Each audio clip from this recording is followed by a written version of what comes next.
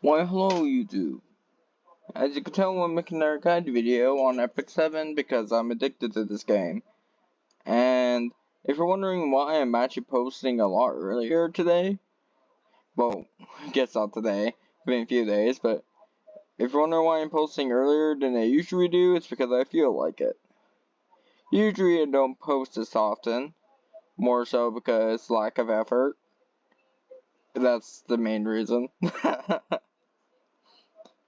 But I have motivation to post, so I'm posting. But I'm making a dual attack build, and obviously I have Kaze as the main DPS because she's OP. I mean, I have a character that will be better than Kaze for this. I need to actually look for her now. I'm actually probably should switch that. It's just that Judge Kaze. The Judge version of Kaze would technically be better than her. The only problem is, well, not upgraded at all.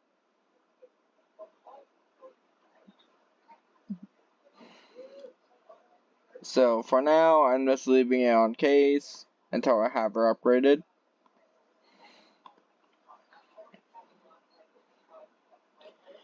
But this is pretty much the ideal team that you're going to want. If you have all these four, use this exact team. It might take a while to upgrade them, but honestly, it will be worth it.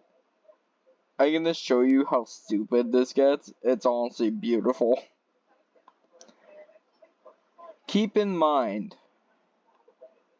hold up, before I actually do anything, keep in mind, oh wait. Most of these don't have fully upgraded accessories.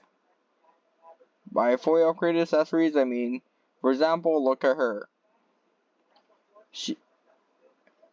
A bunch of them are not upgraded. Kimura Luca, same way. They're pretty high up, but look at her weapon. So, they're not that upgraded. The only one that's really upgraded here is Kaze. Even then, Kaze is eh. You gotta argue Kaze isn't nearly as upgraded as she should be, considering. I just don't have a lot of upgrade material at the moment, so I'm not able to upgrade all the characters I'm trying to make. But I'm going to show you kind of what you expect from how OP this character is.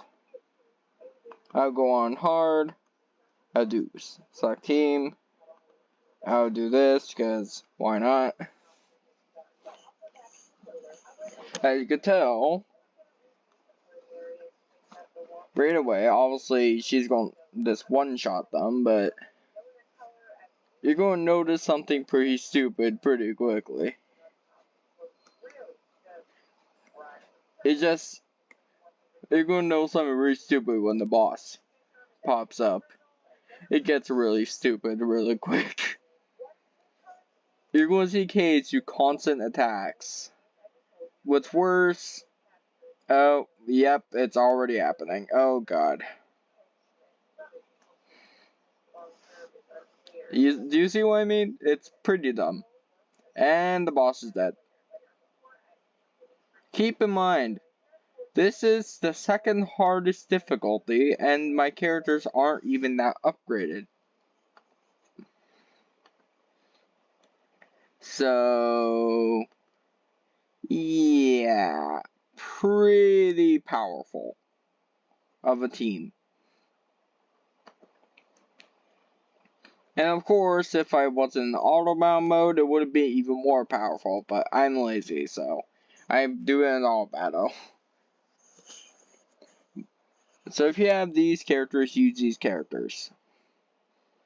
Or alternative, if you know what these characters are. But when you want in your build, you're going to want someone like Kimura Luca here. She's like the core of this entire thing. Without her, it would be way worse of a build. Like, she increases combat readiness, which is really good. Not amazing. That's one of the skills I don't really like. But these two where they shine. It increases the amount of damage they take. On top of that, increases the attack of allies, plus triggers a dual attack. All at once. That's why you see in the K's literally take off over half the boss's HP in one attack, despite being really under geared. Imagine if Case was actually had good gear. Then you would notice something very broken really quickly. Case will one-shot the boss. Yeah, it gets pretty dumb.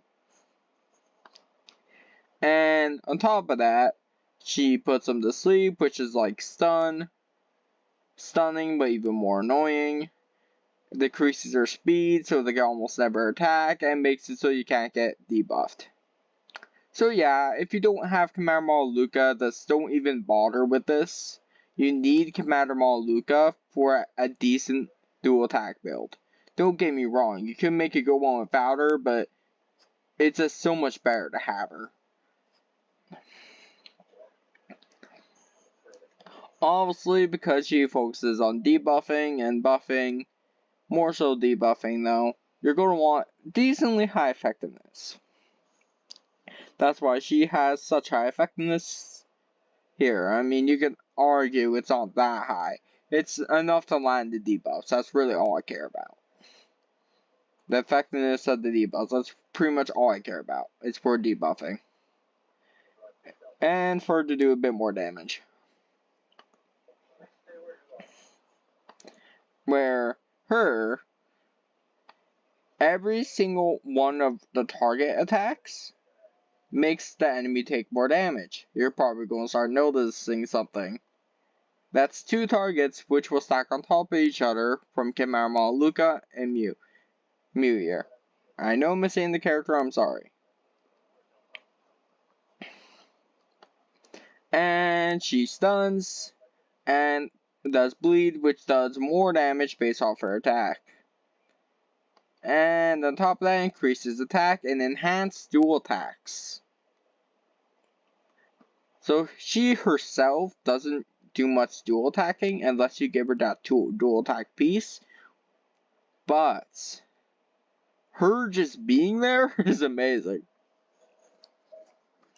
Because she can do some very stupid stuff. I mean, don't get me wrong.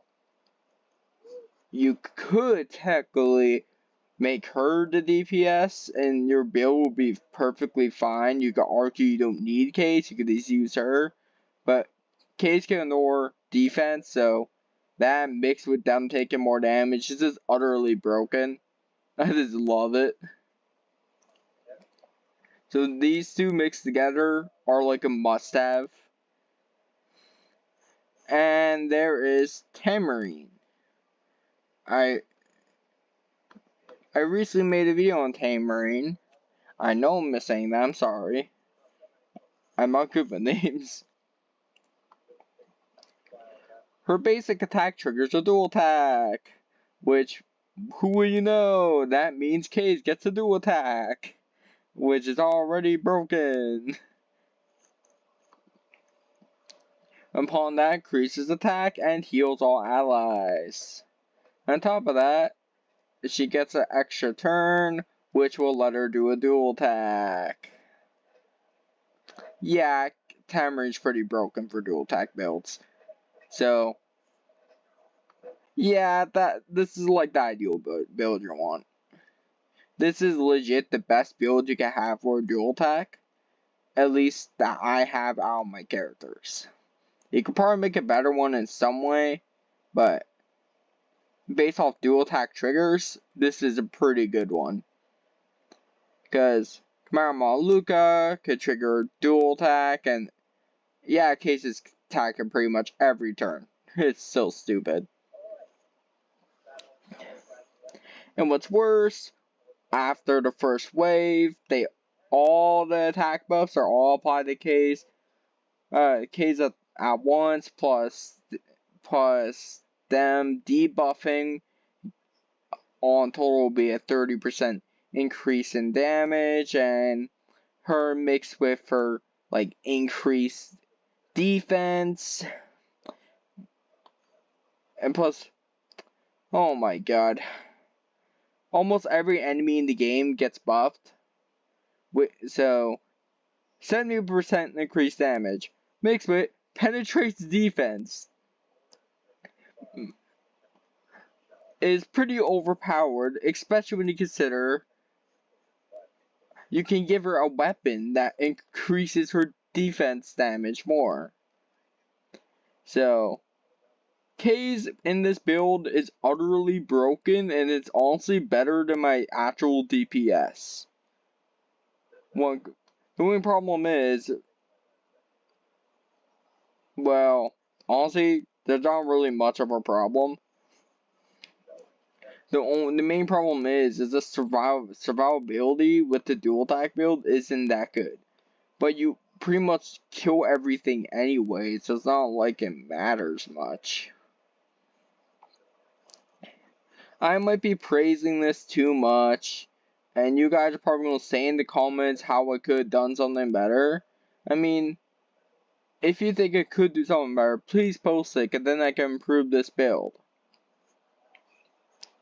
But either way, this is just how I have stuff being done right now. But really what you're going to want for a dual attack build is obviously a debuffer. You're going to want a supporter, a healer, and a DPS. That's pretty much what you want. And as you've seen earlier, despite being underleveled with some of these accessories, it still does really well. But I'm going to end the video, and if you found this video helpful, like and subscribe, and have a good day.